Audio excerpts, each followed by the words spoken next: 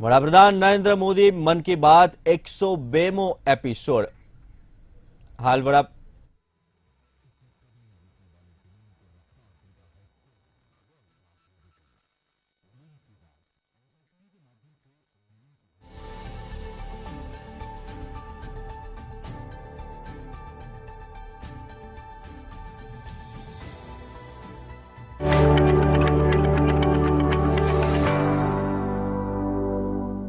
मेरे प्यारे देशवासियों, नमस्कार।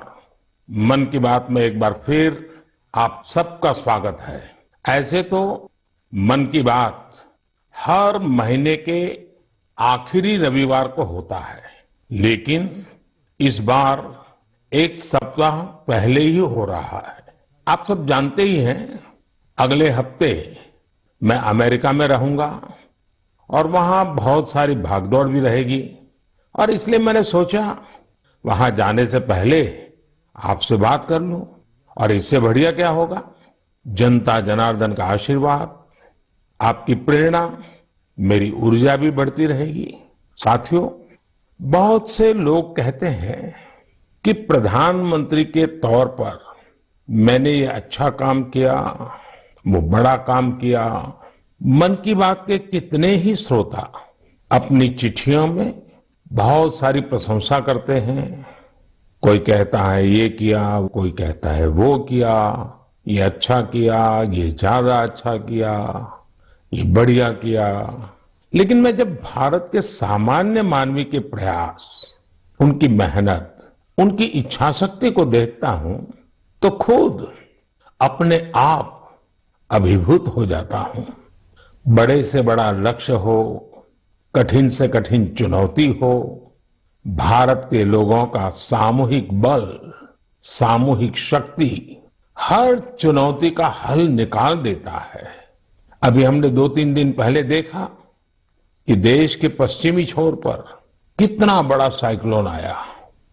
तेज चलने वाली हवाएं, तेज बारिश, साइक्लोन बिपरजॉय ने कच्छ में कितना कुछ तहस नहस कर दिया।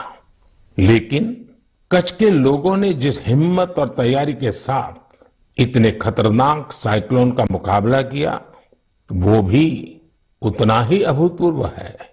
2 दिन बाद ही कच्छ के लोग अपना नया वर्ष यानी आषाढ़ी बीज भी मनाने जा रहे हैं। ये भी संयोग है, क्या किया, वो भी उतना ही अभूतपूर्व है। 2 दिन बाद ही कच्छ के लोग अपना नया वर्ष यानी आषाढ़ी बीज भी मनाने जा रहे हैं। ये भी संयोग है कि आषाढ़ी बीज कच्छ में वर्षा की शुरुआत का प्रतीक माना जाता है। मैं इतने साल कच्छ आता जाता रहा हूं, वहां के लोगों की सेवा करने का मुझे सौभाग्य भी मिला है और इसके लिए कच्छ के लोगों का हौसला और उनकी जिजीविषा के बारे में मैं अच्छी तरह जानता हूं। 2 दशक पहले के विनाशकारी भूकंप के बाद जिस कच्छ के बारे में कहा जाता था वो कभी उठ नहीं पाएगा, आज वही जिला देश के तेजी से विकसित होते जिलों में से एक है। मुझे विश्वास है साइक्लोन बिपरजॉय ने जो तबाही मचाई है, उससे भी कच्छ के लोग बहुत तेजी से उभर जाएंगे। साथियों, प्राकृतिक आपदाओं पर किसी का जोर नहीं होता, लेकिन बीते वर्षों में भारत ने आपदा प्रबंधन की जो ताकत विकसित की है, वो आज एक उदाहरण बन रही है।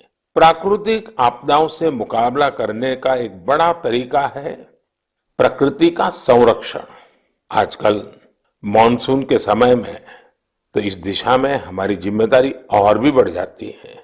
इसीलिए ही आज देश कैच द रेन जैसे अभियानों के जरिए सामूहिक प्रयास कर रहा है। पिछले महीने मन की बात में ही हमने जल संरक्षण से जुड़े स्टार्टअप्स की चर्चा की थी। इस बार भी मुझे चिट्ठी लिखकर कई ऐसे लोगों के बारे में बताया गया है जो पानी की एक एक बूंद बचाने के लिए जी जान से लगे हैं। ऐसे ही एक साथी हैं यूपी के बांदा जिले के तुलसीराम यादव जी।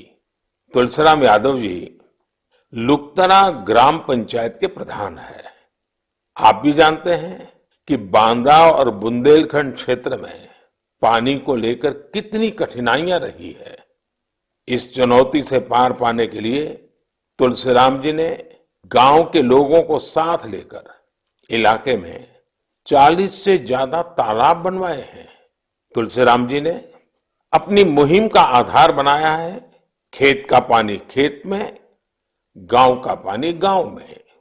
आज उनकी मेहनत का ही नतीजा है कि उनके गांव में भूजल स्तर सुधर रहा है। ऐसे ही यूपी के हापुड़ जिले में लोगों ने मिलकर के एक विलुप्त नदी को पुनर्जीवित किया है। यहाँ काफी समय पहले नीम नाम की एक नदी हुआ करती थी। समय के साथ वो लुप्त हो गई, लेकिन स्थानीय स्मृतियां और जन कथाओं में उसे हमेशा याद किया जाता रहा। आखिरकार लोगों ने अपनी इस प्राकृतिक धरोहर को फिर से सजीव करने की ठानी।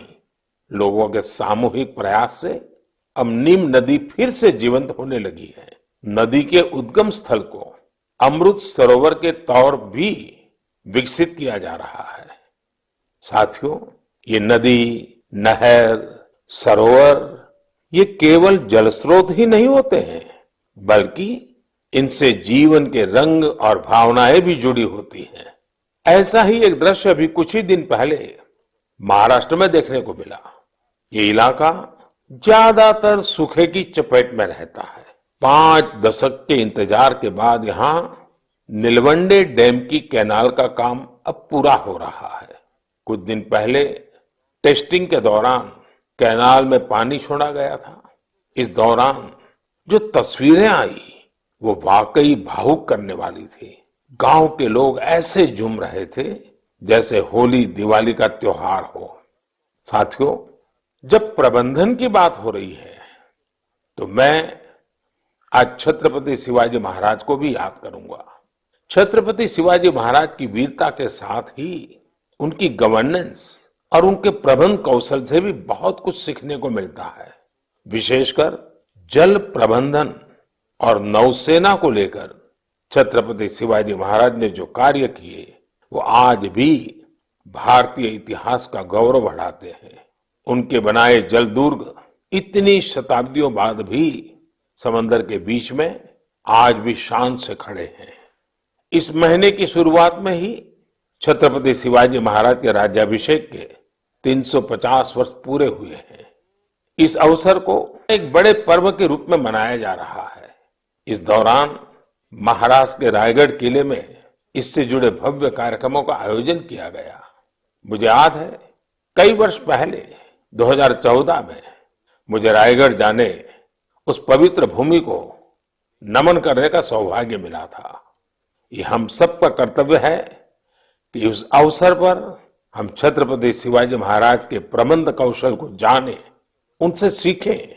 इससे हमारे भीतर हमारी विरासत पर गर्व का बोध भी जगेगा और भविष्य के लिए कर्तव्यों की प्रेरणा भी मिलेगी। मेरे प्यारे देशवासियों, आपने रामायण की उस नन्ही गिलहरी के बारे में जरूर सुना होगा जो राम सेतु बनाने में मदद करने के लिए आगे आई थी। कहने का मतलब ये कि जब नीयत साफ हो, प्रयासों में ईमानदारी हो, तो फिर कोई भी लक्ष्य कठिन नहीं रहता। भारत भी आज इसी नेक नियत से एक बहुत बड़ी चुनौती का मुकाबला कर रहा है। ये चुनौती है टीबी की, जिसे क्षय रोग भी कहा जाता है। भारत ने संकल्प किया है 2025 तक टीबी मुक्त भारत बनाने का। लक्ष्य बहुत बड़ा जरूर है। एक समय था जब टीबी का पता चलने के बाद परिवार के लोग ही दूर हो जाते थे, लेकिन ये आज का समय है जब टीबी के मरीज को परिवार का सदस्य बनाकर उनकी मदद की जा रही है। इस क्षय रोग को जड़ से समाप्त करने के लिए निक्षय मित्रों ने मोर्चा संभाल लिया है। देश में बहुत बड़ी संख्या में विभिन्न सामाजिक संस्थाएं निक्षय मित्र बनी हैं। गांव देहात में, पंचायतों में हजारों लोगों ने खुद आगे आकर टीबी मरीजों को गोद लिया है। कितने ही बच्चे हैं जो टीबी मरीजों की मदद के लिए आगे आए हैं। ये जन भागीदारी ही इस अभियान की सबसे बड़ी ताकत है। इसी भागीदारी की वजह से आज देश में 10 लाख से ज्यादा टीबी मरीजों को गोद लिया जा चुका है। और ये पुण्य का काम किया है करीब करीब 85,000 निक्षय मित्रों ने। मुझे खुशी है कि देश के कई सरपंचों ने, ग्राम प्रधानों ने भी ये बीड़ा उठा लिया है कि वो अपने गांव में टीबी को समाप्त करके ही रहेंगे। नैनीताल के एक गांव के निक्षय मित्र श्रीमान दिकर सिंह मेवाड़ी जी ने टीबी के 6 मरीजों को गोद लिया है।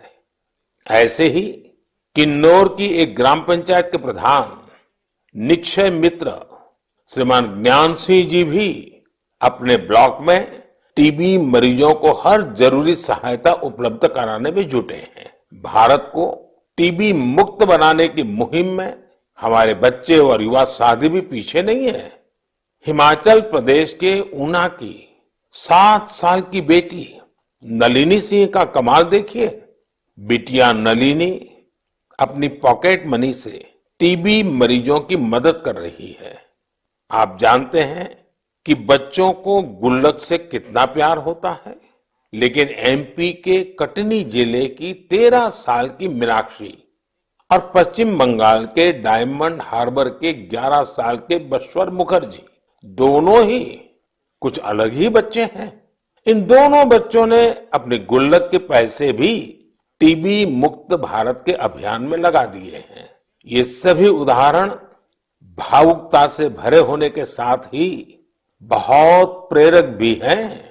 कम उम्र में बड़ी सोच रखने वाले इन सभी बच्चों की मैं हृदय से प्रशंसा करता हूं। मेरे प्यारे देशवासियों, हम भारतवासियों का स्वभाव होता है कि हम हमेशा नए विचारों के स्वागत के लिए तैयार रहते हैं। हम अपनी चीजों से प्रेम करते हैं और नई चीजों को आत्मसात भी करते हैं। इसी का एक उदाहरण है जापान की तकनीक मियावाकी। अगर किसी जगह की मिट्टी उपजाऊ नहीं रही हो तो मियावाकी तकनीक उस क्षेत्र को फिर से हरा भरा करने का बहुत अच्छा तरीका होती है। मियावाकी जंगल तेजी से फैलते हैं और 2-3 दशक में जैव विविधता का केंद्र बन जाते हैं। अब इसका प्रसार बहुत तेजी से भारत के भी अलग अलग हिस्सों में हो रहा है। हमारे यहाँ केरला के एक टीचर श्रीमान राफी रामनाथ जी ने इस तकनीक से एक इलाके की तस्वीर ही बदल दी। दरअसल रामनाथ जी अपने स्टूडेंट्स को प्रकृति और पर्यावरण के बारे में गहराई से समझाना चाहते थे। इसके लिए उन्होंने एक हर्बल गार्डन ही बना डाला। उनका ये गार्डन अब एक बायोडायवर्सिटी जोन बन चुका है। उनकी इस कामयाबी ने उन्हें और भी प्रेरणा दी। इसके बाद राफी जी ने मियावाकी तकनीक से एक मिनी फॉरेस्ट यानी छोटा जंगल और इसे नाम दिया विद्यावनम। अब इतना खूबसूरत नाम तो एक शिक्षक ही रख सकता है, विद्यावनम। रामनाथ जी के इस विद्यावनम में छोटी सी जगह में 115 वैरायटीज के 450 से अधिक पेड़ लगाए गए। उनके स्टूडेंट्स भी इनके रखरखाव में उनका हाथ बटाते हैं। इस खूबसूरत जगह को देखने के लिए आसपास के स्कूली बच्चे, आम नागरिक काफी भीड़ उमड़ती है। मियावाकी जंगलों को किसी भी जगह, यहां तक कि शहरों में भी आसानी से उगाया जा सकता है। कुछ समय पहले ही मैंने गुजरात में केवड़िया एकता नगर में मियावाकी फॉरेस्ट का उद्घाटन किया था। कच्छ में भी 2001 के भूकंप में मारे गए लोगों की याद में मियावाकी पद्धति से स्मृति वन बनाया गया है। कच्छ जैसी जगह पर इसका सफल होना ये बताता है कि मुश्किल से मुश्किल प्राकृतिक परिवेश में भी ये तकनीक कितनी प्रभावी है। इसी तरह अंबाजी और पावागढ़ में भी मियावाकी मेथड से पौधे लगाए गए हैं। मुझे पता चला है कि लखनऊ के अलीगंज में भी एक मियावाकी उद्यान तैयार किया जा रहा है। पिछले 4 साल में मुंबई और उसके आसपास के इलाकों में ऐसे 60 से ज्यादा जंगलों पर काम किया गया है। अब तो ये टेक्निक पूरी दुनिया में पसंद की जा रही है। सिंगापुर, पेरिस, ऑस्ट्रेलिया, मलेशिया जैसे कितने ही देशों में इसका बड़े पैमाने पर उपयोग हो रहा है। मैं देशवासियों से, खासकर शहरों में रहने वाले लोगों से आग्रह करूंगा कि वे मियावाकी पद्धति के बारे में जरूर जानने का प्रयास करें। इसके जरिए आप अपनी धरती और प्रकृति को हरा भरा और स्वच्छ बनाने में अमूल्य योगदान दे सकते हैं। मेरे प्यारे देशवासियों, आजकल हमारे देश में जम्मू कश्मीर की खूब चर्चा होती है। कभी बढ़ते पर्यटन के कारण, तो कभी G20 के शानदार आयोजनों के कारण। कुछ समय पहले मैंने मन की बात में आपको बताया था कि कैसे कश्मीर के नादरू देश के बाहर भी पसंद किए जा रहे हैं। अब जम्मू कश्मीर के बारामूला जिले के लोगों ने एक कमाल कर दिखाया है। बारामूला में खेतीबाड़ी तो काफी समय से होती है, लेकिन यहाँ दूध की कमी रहती थी। बारामूला के लोगों ने इस चुनौती को एक अवसर के रूप में लिया। यहाँ बड़ी संख्या में लोगों ने डेयरी का काम शुरू किया। इस काम में सबसे आगे यहाँ की महिलाएं आई, जैसे कि एक बहन है इशरत नबी। इशरत एक ग्रेजुएट है और इन्होंने मीर सिस्टर्स डेयरी फार्म शुरू किया है। उनके डेयरी फार्म से हर दिन करीब 150 लीटर दूध की बिक्री हो रही है। ऐसे ही सोपोर के एक साथी हैं वसीम अनायत।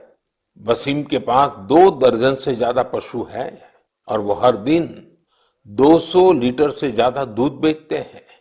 एक और युवा आबिद हुसैन भी डेयरी का काम कर रहे हैं। इनका काम भी खूब आगे बढ़ रहा है।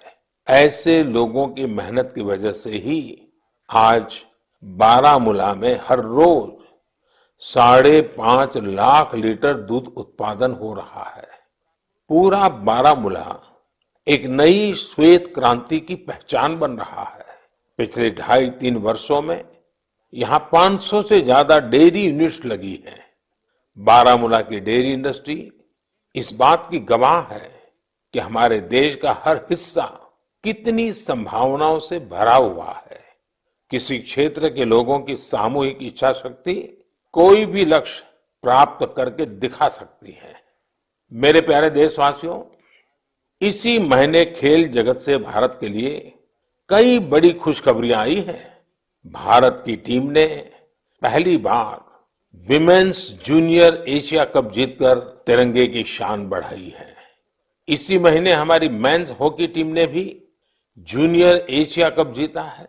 इसके साथ ही हम इस टूर्नामेंट के इतिहास में सबसे अधिक जीत दर्ज करने वाले टीम भी बन गए हैं। जूनियर शूटिंग वर्ल्ड कप, उसमें भी हमारी जूनियर टीम ने भी कमाल कर दिया। भारतीय टीम ने इस टूर्नामेंट में पहला स्थान हासिल किया है। इस टूर्नामेंट में कुल जितने गोल्ड मेडल थे, उसमें से 20% अकेले भारत के खाते में आए हैं।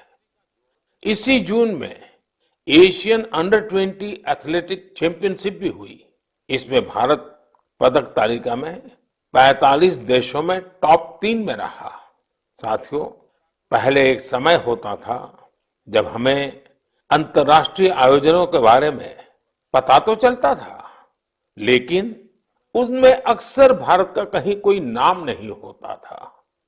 लेकिन आज मैं केवल पिछले कुछ सप्ताह की सफलताओं का जिक्र कर रहा हूं, तो भी लिस्ट इतनी लंबी हो जाती है। यही हमारे युवाओं की असली ताकत है। ऐसे कितने ही खेल और प्रतियोगिताएं हैं जहां आज भारत पहली बार अपनी मौजूदगी दर्ज करवा रहा है। जैसे कि लॉन्ग जंप में श्री शंकर मुरली ने पेरिस डायमंड लीग जैसे प्रतिष्ठित आयोजन में देश को ब्रॉन्ज दिलाया है। ये इस प्रतियोगिता में भारत का पहला मेडल है। ऐसे ही एक सफलता हमारी अंडर 70 वुमेन रेसलिंग टीम ने किर्गिस्तान में भी दर्ज की है। मैं देश के इन सभी एथलीट्स, उनके पेरेंट्स और कोचिज, सबको उनके प्रयासों के लिए बहुत बहुत बधाई देता हूं। साथियों, इंटरनेशनल आयोजनों में देश की सफलता के पीछे राष्ट्रीय स्तर पर हमारे खिलाड़ियों की कड़ी मेहनत होती है। आज देश के अलग अलग राज्यों में एक नए उत्साह के साथ खेलों के आयोजन होते हैं। इनसे खिलाड़ियों को खेलने, जीतने और हार से सीखने का मौका मिलता है। जैसे अभी उत्तर प्रदेश में खेलो इंडिया यूनिवर्सिटी गेम्स का आयोजन हुआ। इसमें युवाओं में खूब उत्साह और जोश देखने को मिला। इन खेलों में हमारे युवाओं ने 11 रिकॉर्ड तोड़े हैं। इन खेलों में पंजाब यूनिवर्सिटी, अमृतसर की गुरु नानक देव यूनिवर्सिटी और कर्नाटका की जैन यूनिवर्सिटी मेडल टैली में पहले 3 स्थानों पर रही है। साथियों, ऐसे टूर्नामेंट्स का एक बड़ा पहलू यह भी होता है कि इनसे युवा खिलाड़ियों की कई इंस्पायरिंग स्टोरीज भी सामने आती हैं। खेलो इंडिया यूनिवर्सिटी गेम्स में रोविंग स्पर्धा में असम की कॉटन यूनिवर्सिटी के अन्यतम राजकुमार ऐसे पहले दिव्यांग खिलाड़ी बने जिन्होंने इसमें हिस्सा लिया। बरकतुल्ला यूनिवर्सिटी की निधि पवैया घुटने में गंभीर चोट के बावजूद शॉटपुट में गोल्ड मेडल जीतने में कामयाब रही। सावित्रीबाई फूले पुणे यूनिवर्सिटी के शुभम भंडारे को एंकल इंजरी के चलते पिछले साल बेंगलुरु में निराशा हाथ लगी थी, लेकिन इस बार वे स्टेपल चेस के गोल्ड मेडलिस्ट बने हैं। बर्दवान यूनिवर्सिटी की सरस्वती कुंडू अपनी कबड्डी टीम की कैप्टन है। वे कई मुश्किलों को पार कर यहां तक पहुंची है। बेहतरीन प्रदर्शन करने वाले बहुत सारे एथलेट्स को टॉप स्कीम से भी बहुत मदद मिल रही है। हमारे खिलाड़ी जितना खेलेंगे उतना ही खिलेंगे। मेरे प्यारे देशवासियों, 21 जून भी अब आ ही गई है। इस बार भी विश्व के कोने कोने में लोग अंतर्राष्ट्रीय योग दिवस का उत्सुकता से इंतजार कर रहे हैं। इस वर्ष योग दिवस की थीम है योगा फॉर वसुधैव कुटुंबकम, यानी एक विश्व एक परिवार के रूप में सबके कल्याण के लिए योग। यह योग की उस भावना को व्यक्त करता है जो सबको जोड़ने वाली और साथ लेकर चलने वाली है। हर बार की तरह इस बार भी देश के कोने कोने में योग से जुड़े कार्यक्रम आयोजित किए जाएंगे। साथियों, इस बार मुझे न्यूयॉर्क के संयुक्त राष्ट्र मुख्यालय यूएन में होने वाले योग दिवस कार्यक्रम में शामिल होने का अवसर मिलेगा। मैं देख रहा हूं कि सोशल मीडिया पर भी योग दिवस को लेकर गजब का उत्साह दिख रहा है। साथियों, मेरा आप सभी से आग्रह है कि आप योग को अपने जीवन में जरूर अपनाएं, इसे अपनी दिनचर्या का हिस्सा बनाएं। अगर अब भी आप योग से नहीं जुड़े हैं तो आने वाली 21 जून इस संकल्प के लिए बहुत बेहतरीन मौका है। योग में तो वैसे भी ज्यादा तामझाम की जरूरत ही नहीं होती है। देखिए, जब आप योग से जुड़ेंगे तो आपके जीवन में कितना बड़ा परिवर्तन आएगा। मेरे प्यारे देशवासियों, परसों यानी 20 जून को ऐतिहासिक रथ यात्रा का दिन है। रथ यात्रा की पूरी दुनिया में एक विशिष्ट पहचान है। देश के अलग अलग राज्यों में बहुत धूमधाम से भगवान जगन्नाथ की रथ यात्रा निकाली जाती है।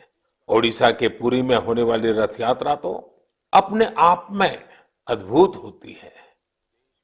जब मैं गुजरात में था तो मुझे अहमदाबाद में होने वाली विशाल रथ यात्रा में शामिल होने का अवसर मिलता था। इन रथ यात्राओं में जिस तरह देश भर के हर समाज, हर वर्ग के लोग उमड़ते हैं, वो अपने आप में बहुत अनुकरणीय है।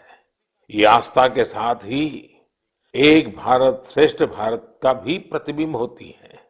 इस पावन पुनीत अवसर पर आप सभी को मेरी ओर से बहुत बहुत शुभकामनाएं।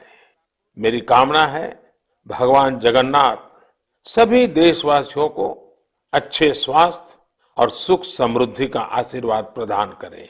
साथियों, भारतीय परंपरा और संस्कृति से जुड़े उत्सव की चर्चा करते हुए मैं देश के राजभवनों में हुए दिलचस्प आयोजनों का भी जरूर उल्लेख करूंगा। अब देश में राजभवनों की पहचान सामाजिक और विकास कार्यों से होने लगी है। आज हमारे राजभवन टीबी मुक्त भारत अभियान के, प्राकृतिक खेती से जुड़े अभियान के ध्वजवाहक बन रहे हैं। बीते समय में गुजरात हो, गोवा हो, तेलंगाना हो, महाराष्ट्र हो, सिक्किम हो, इनके स्थापना दिवस को अलग अलग राजभवनों ने जिस उत्साह के साथ सेलिब्रेट किया, वह अपने आप में एक मिसाल है। ये एक बेहतरीन पहल है जो एक भारत श्रेष्ठ भारत की भावना को सशक्त बनाती है।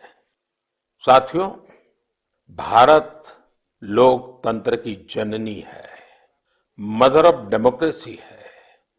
हम अपने लोकतांत्रिक आदर्शों को सर्वोपरि मानते हैं, अपने संविधान को सर्वोपरि मानते हैं।